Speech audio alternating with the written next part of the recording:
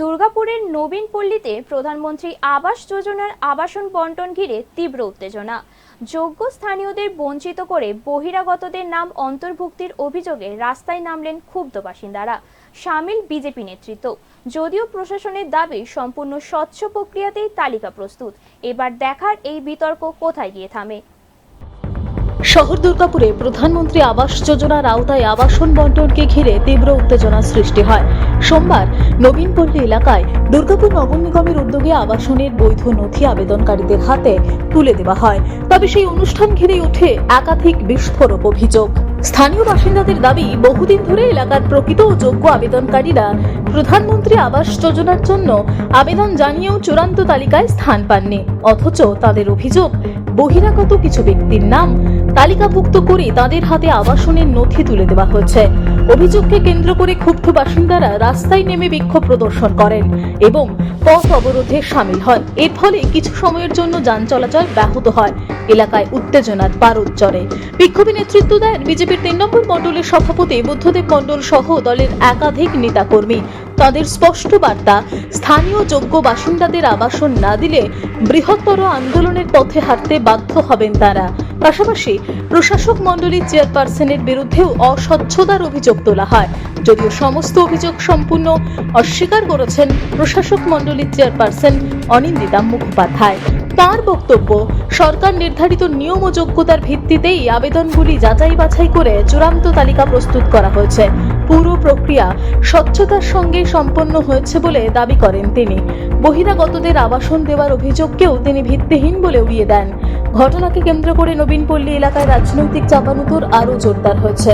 এখন দেখার, প্রশাসন ও আন্দোলনকারীদের মধ্যে আলোচনার মাধ্যমে পরিস্থিতির সমাধান হয় কিনা, নাকি এই ইস্যু ঘিরে বৃহত্তর আন্দোলনের রূপরেখা তৈরি হয়।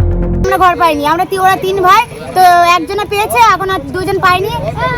আমরা কোথায় যাবো বলো? আমাদের যখন তখন উঠিয়ে দিতে পারে এদিকে। আজকে তো দেওয়া হচ্ছে কাগজ, যাদেরকে ঘর পেয়েছে তারা কারা?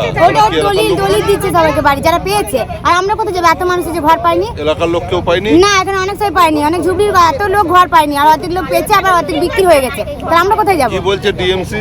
বলছে যে এখন কোনো জানি না, এখন ঘর দেবে কিনা এখন ঠিক নেই। তাহলে আমরা কোথায় যাবো যদি উঠিয়ে দিই বাঞ্চাস? রাস্তায় বসলেন কি সেই কারণে? হ্যাঁ, সেই কারণে আমরা রাস্তায় বসেছি। আমরা কিছুই পাই না, আমাদেরকে দেয়ও না, আমরা পাইও না। কতদিন থেকে আছেন এখানে? অনেকদিন থেকে বিক্রি হয়ে গেছে, আমাদের বিক্রি হয়ে গেছে বাড়ি সব। সেটা আপনাদেরকে ওরা দিল ডিএমসি না, কি বলছে? বলতে পারবে না, তোমরা কমজোরি হয়ে গেছে আমরা। হ্যাঁ, টাকা কে টাকা খুঁজছিল?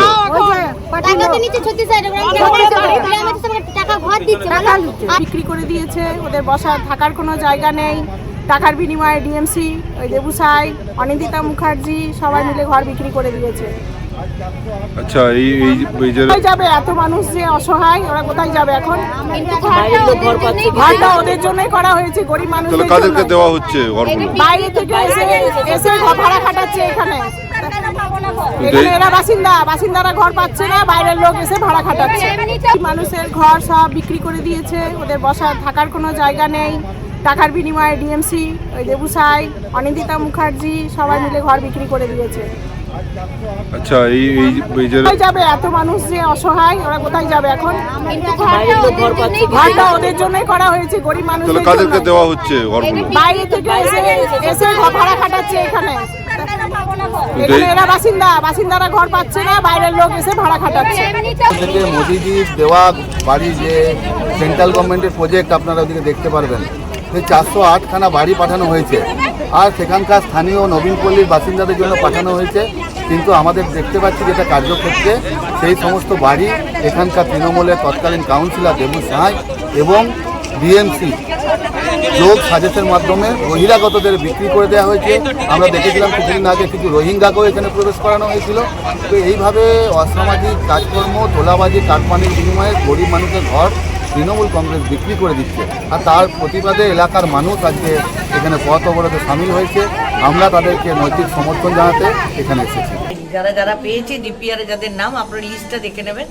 মানে যে সমস্ত মানুষদের লিস্ট ওই সময় তারা তৈরি করে দিয়েছিলেন, সেই লিস্ট অনুযায়ী দেওয়া হচ্ছে।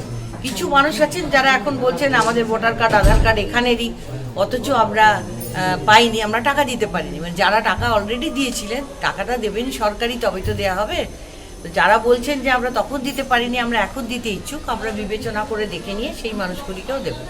অর্থাৎ যাদের যাদের ভোটার কার্ড এবং আধার কার্ড ওই অঞ্চলের আছে, তারা যদি আবেদন করে থাকেন, তারা যদি সেই মোমেন্টে টাকা দিতে পারেননি, আজকে তারা টাকা দিতে ইচ্ছুক থাকেন, তাদের অগ্রাধিকার দেওয়া হবে। মানে এমনি অস্বচ্ছতা কোনো ব্যাপার? কোনো অস্বচ্ছতার কিছু নেই। তাহলে আমরা এইভাবে ওপেনলি দিতে পারি নাকি মিডিয়াকে ডেকে অস্বচ্ছ ব্যাপার থাকলে? ঘর চুরি করলো কে? এই ঘর চুরি করলো কে? দেবসাই দূর হটো, এই দেবসাই দূর হটো। এই ঘর চুরি করলো কে? এই গরিব মানুষের অবিলম্বে ঘর ফেরত দিতে হবে। এই গরিব মানুষের অবিলম্বে ঘর ফেরত দিতে হবে। এই অবিলম্বে ঘর ফেরত দিতে হবে। দুর্গাপুর থেকে নিজস্ব প্রতিনিধির রিপোর্ট, টিভি নিউজ 10। মন যখন যাচায় হাতের কাছে পায়। নালন্দা ফরচুন পার্ক, দরজার সামনে জাতীয় সড়ক, জানলা খুললেই এয়ারপোর্ট, পা বাড়ালে রেলওয়ে স্টেশন, ইচ্ছে হলেই পছন্দের বাজার, মিনিটের মধ্যে স্কুল, কলেজ, হাসপাতাল। নালন্দা ফরচুন পার্ক, গোপাল মাঠ, দুর্গাপুর, পশ্চিম বর্ধমান। দক্ষিণবঙ্গের বেস্ট লোকেশনে হাতের মুঠোয় উন্নত জীবনযাপন। নালন্দা ফরচুন পার্ক, আপনার একান্ত আপন বাড়ি। বাইক মানেই বাজাজ, আর দুর্গাপুরে বাজাজ মানেই ব্যানার্জি বাজাজ। ঐতিহাসিক বাজাজ চেতক থেকে শুরু করে আজকের যুব প্রজন্মের গর্ব বাজাজ পালসার, সবই এক ছাদের নিচে। জাতীয় সড়কের একদম পাশে দুর্গাপুরে অবস্থিত ব্যানার্জি বাজাজ এখন দক্ষিণবঙ্গের সবচেয়ে বিশ্বস্ত বাজাজ ডিলার। বাইকের বিক্রি থেকে সার্ভিস, সবকিছুতেই নির্ভরযোগ্যতা, দক্ষতা আর বিশ্বমানের সেবা। আজই চলে আসুন ব্যানার্জি বাজাজ দুর্গাপুরে। বাইক কিনুন আর বাজাজের গর্ব অনুভব করুন।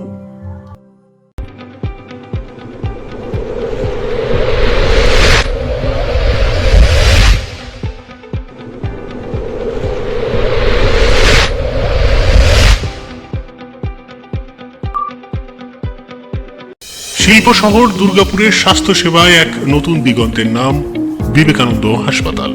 NABH অনুমোদিত এই হাসপাতালটি মানুষের বিশ্বাস আর ভালোবাসার প্রতীক। প্রতিটি সমস্যার নির্ভরযোগ্য চিকিৎসা। এখন উন্নত মানের চিকিৎসা মধ্যবিত্তের নাগালের মধ্যেই। বিবেকানন্দ হাসপাতাল, আপনজনের মতো পাশে সব সময়। জাকির হোসেন অ্যাভিনিউ, বিধাননগর, দুর্গাপুর 713206। সহজেই স্বাস্থ্যসাথী কার্ডের মাধ্যমে সুচিকিৎসার একমাত্র প্রতিষ্ঠান citizen hospital, Bidhannagar, Durgapur. Helpline number 9800897855।